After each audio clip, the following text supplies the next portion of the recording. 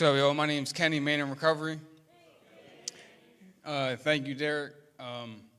When I emceed the one speaker jam, man, I was way more nervous to do that than it is for me to come up here and tell my story or speak about anything. And but you're doing a great job, man. I also want to say, I'm just gonna say it, right.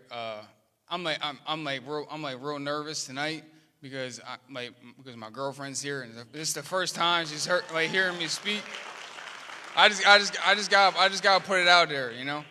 And the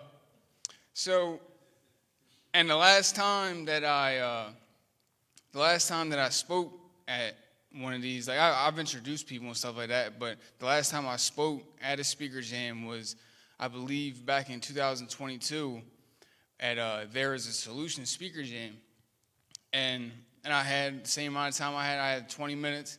And for the whole 20 minutes, I think even more than that, I was telling my story and was talking about how using the whole time, right? And then I was about to and then I did a time check, right? I could have swore I had only been talking for 10 minutes. Could have swore I had only been talking for 10 minutes, and I did a time check, and they said, "Yo, you're way over." Spirit left right there. God was like, "All right, yo, I'm out." You know, I was like, "Oh," and I just wrapped it up real quick. I didn't even get into the solution that I had found for this problem. And I was beating myself up for days. I'm calling Matt, I'm calling Zach, and this is funny, right? It's like I'm like, "Oh, I'm not even gonna speak no more. I'm just gonna live this way of life. I'm not, you know what I mean? I don't need to talk about it, right?" And they're just laughing at me, like, "Yeah, all right, you know what I mean? You're not going to talk about the good news, you know." And now I can look back and I just laugh at it, man. And last time I was talking about getting high the whole time and but luckily tonight the theme of it is 6 and 7, right? So once you're at 6 and 7, getting high, that's out of the picture. That stuff doesn't even matter anymore. So, but I do want to say this for people that don't know me.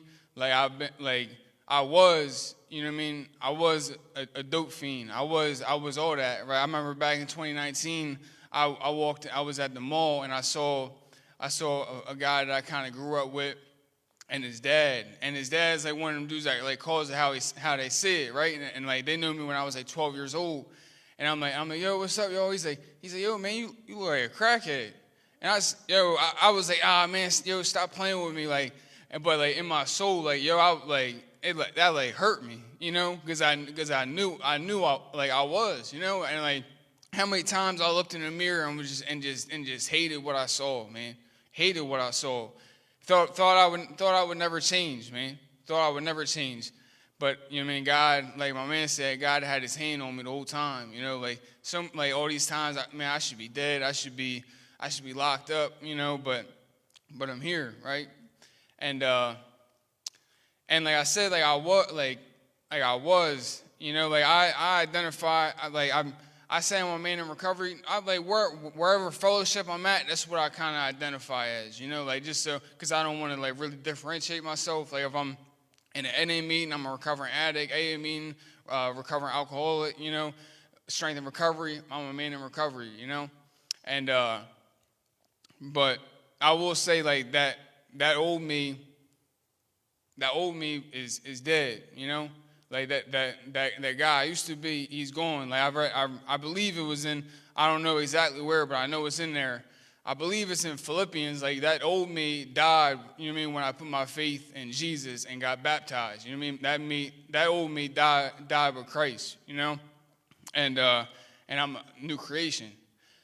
And man, it's I'm just grateful to be here tonight. So, and I'll just kind of get into my experience. I'll talk real quick, just get into my experience of walking with the Lord. I got baptized back in 2022. Yeah. So it's been a few years now, and on my walk, when I first came around, first started coming to church and all that stuff, I remember Zach telling me we went down to to this church down the beach. He's like, yo, man, he's like, keep coming around. You know, I know, like I didn't even say nothing, but he's like, I know it's uncomfortable, but keep coming around. You know, and now it's like I couldn't imagine my life without like, you know, my home group, Strength and Recovery, and like my brothers in Christ and going to church. You know, now if I don't go, I feel uncomfortable if I don't go, and so and like when I get it, like, I'm just gonna get right to it, right? That like a lot of stuff that I guess I'm gonna talk about is like I'm just gonna talk about me currently right now, and like the stuff I've been going through. Man, because like the past like past 2 years, 1 or 2 years, man, God's been changing me, man. Like God, like something's been happening to me, and it's a slow, tedious process. Like sometimes I'll backslide, but then it's like, but I know in my heart like what God is drawing me towards now, you know. And it's not just like my man was, not just to be clean, like it's to be holy, you know. It's to be sanctified, and so like and just to get into it, like my first time, like when I first got in recovery, started going through the step work, like. I remember I used to think like, yo, I hope nobody asked me to speak on like just 6 and 7, right? Because I didn't even know what I would talk about, right? Because like this is just my experience. Like the first time going through the steps was like I did my 4th step, did my 5th step, got entirely honest, you know, like entirely honest, man. Like, and if you're new in recovery, that's all you gotta do, because God knows the heart. Like I don't have to like, and this is like I've been in recovery for a few years now, and like I'm just now seeing this stuff in like 6 and 7. But like if you're brand new, like yo, just get entirely honest on your fourth step, entirely honest on your 5th step, yo, and God's gonna show up. He can't not show up. Right, and I'll just and like the stuff that I share, right, is like I'll share it with the whole world, because it just doesn't have no weight on me no more. Like I did my whole 4th step, sat down on the 5th step with my sponsor, and there's 2 things like that I'm like man, I don't know if I should tell this guy, and at the end he's like, yo, is there anything else? And I said, yeah. Like when I was a little kid, me and my cousin did like little like sexual stuff when I was a kid. My cousin's a boy, you know, and like that used to bother me. I used to be like, I'd be like 16 years old smoking a blunt, you know what I mean? And that would like pop into my head, and I'd be like what the, like was that made me gay, or you know what I mean, or what? And I would be like confused, you know. And then but that one where I was like, that didn't really bother me that much. But the second one was and I used to really like sugarcoat it, you know, like thinking, oh, like I was dope sick, I was doing that, but like a situation happened, and the cops had me in the interrogation room, and I told on somebody, you know, and I told on a friend of mine, you know, and I used to be like, I used to think I was like a street dude, you know, and like that messed with me, man. Like I used to try to drink and use so much that like that memory of what I did, like I can erase that memory, you know, and it almost did, but it was always there. And like, yo, when I tell you, man, like when I got honest with that stuff, man, like I felt lighter. Like I walked out of that 5th step feeling lighter, and 6 and 7 was like, and I started having like real experiences with God, like through this stuff, like and God like really started moving in my life. I undeniable evidence that God exists in my life now, because like from the beginning, since I've been like 5 or 6 months sober, right?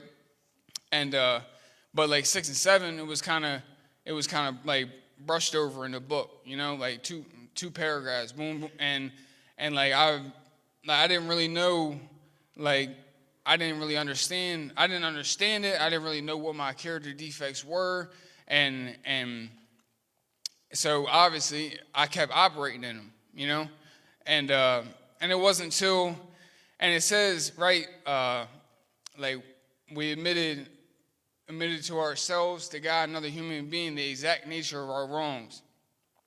And I looked it up, It said, exact nature means the fundamental, precise, and detailed character or essence of something, emphasizing its core qualities, inherent traits, or precise requirements, often used to describe something demanding, like an exacting nature of work, or to ask for thorough self-understanding, like in AA steps, exact nature of our wrongs. It's about getting to the heart of what something truly is beyond the surface, right? So when they talk about the exact nature, and this is something I'm still like wrapping my head around, like the exact nature isn't like in my fourth step, like Jimmy, I don't even know why I just said, Jimmy was talking Jimmy was talking about me behind my back, or Tim like punched me in my face, and what did I do to Tim? Oh, I punched him back, or I stole from him, or I did this. Like that's the stuff that I could see. Like that's the stuff that that's the only stuff that I could see when I first did my fourth step, right? Like just like the surface level stuff, you know. And it's crazy, man, because like God, even without being able to see these things, God, God always shows up where you're at. You know, God isn't expecting you to be like, God wasn't expecting me to be able to see what I can see now back then, you know.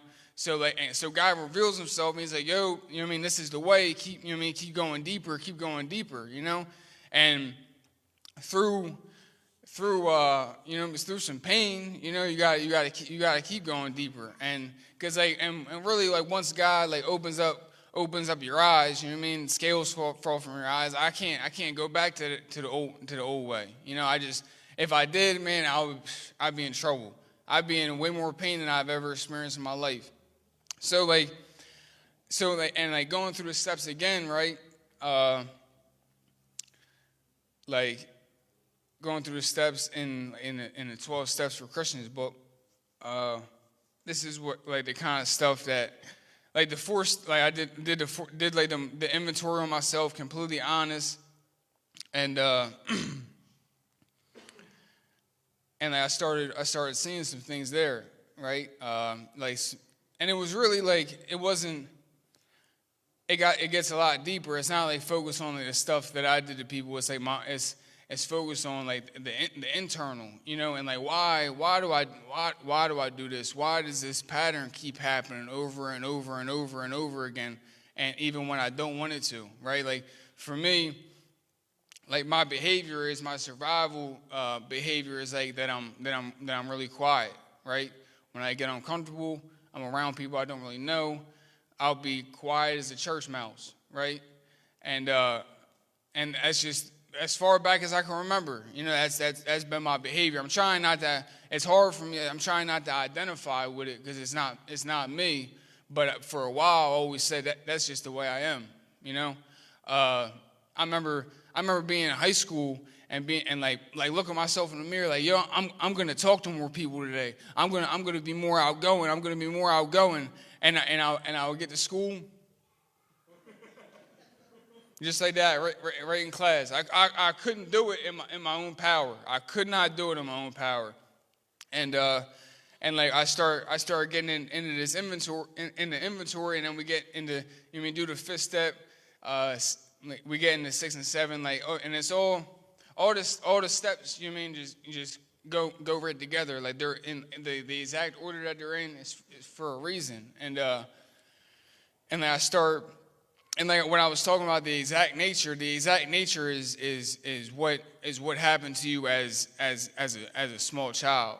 Like the stuff that happened to you when you were a small child that forms you.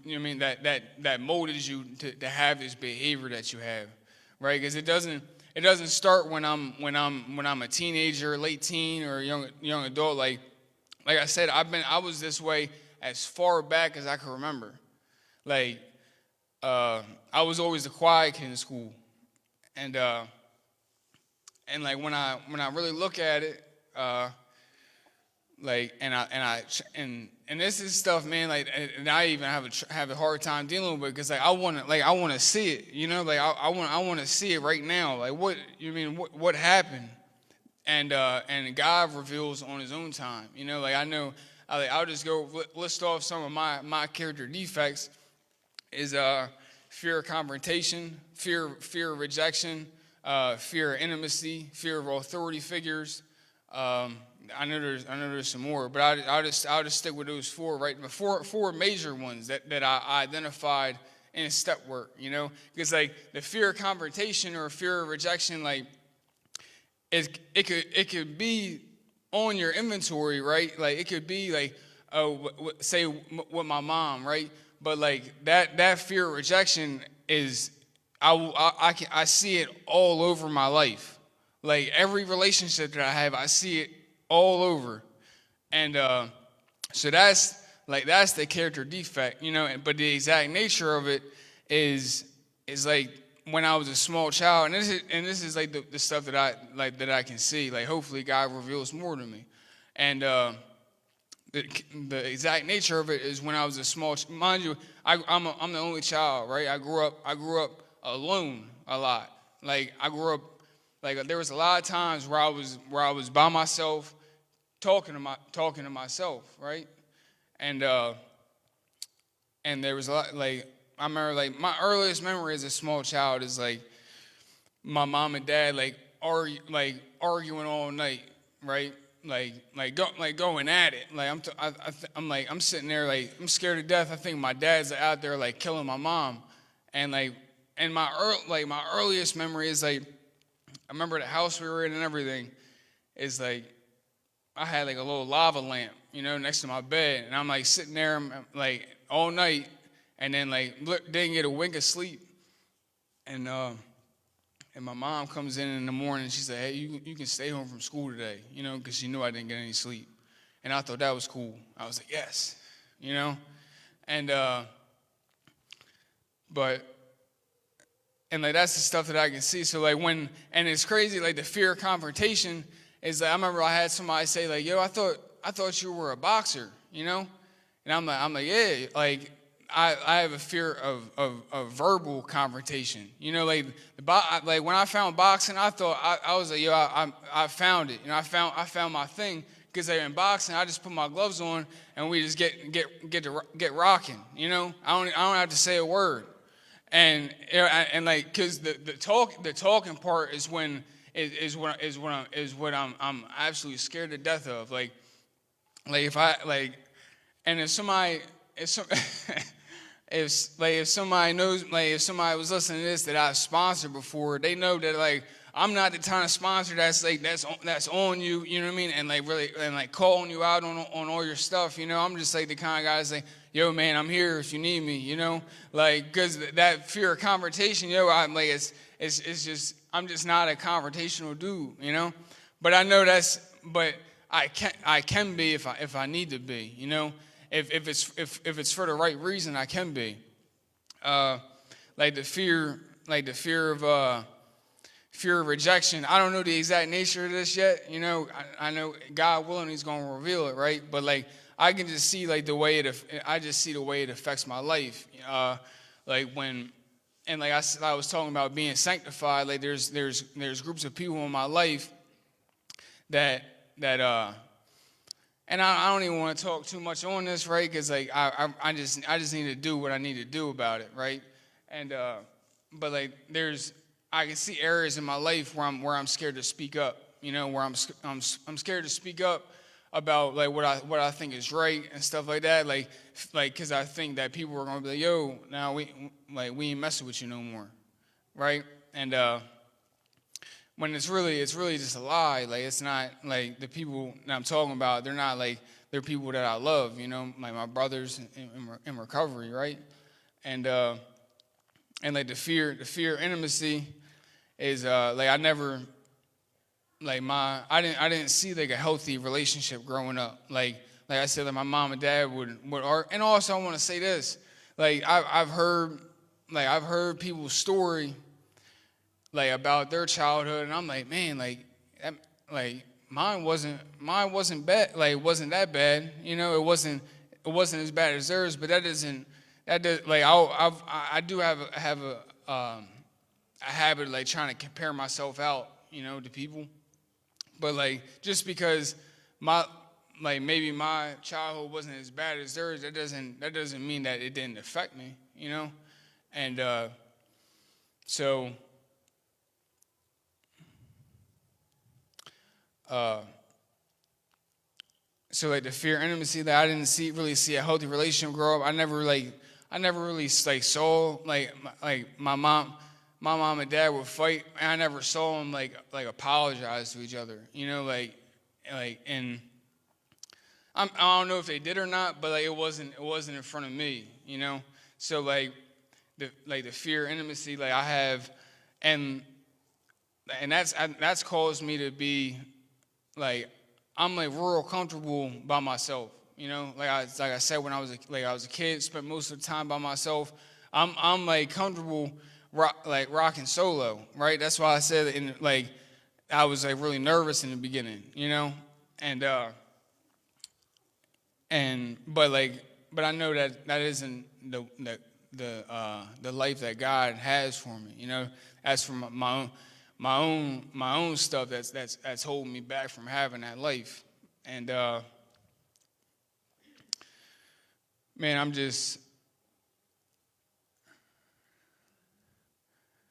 I'm like grateful to be up here. I'm grateful to be able to see these things today. I'm grateful to be able to talk about them, and I'm grateful that I have this a community around me, and also like step 6,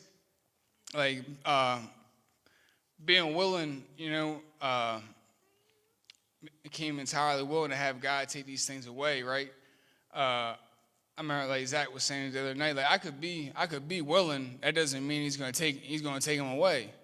Like I could be in step work. I could be like, yo, God, I don't want these things, and that's like my experience right now, kind of like, and it's kind of my own stuff too, because like I have like amends that I need to make, and like I'll be right there, a perfect opportunity, and I'll be like, because of that fear of rejection, man, and like I can be entirely willing, but also like I can, like in step 7, humbly ask him to take these things away. For me, like I'll just say this, like when it says humbly, right? Like I gotta decrease to increase. I have to humble myself and ask God to take them away. But just for me, this is my opinion. I gotta be honest with people. I gotta talk about this stuff.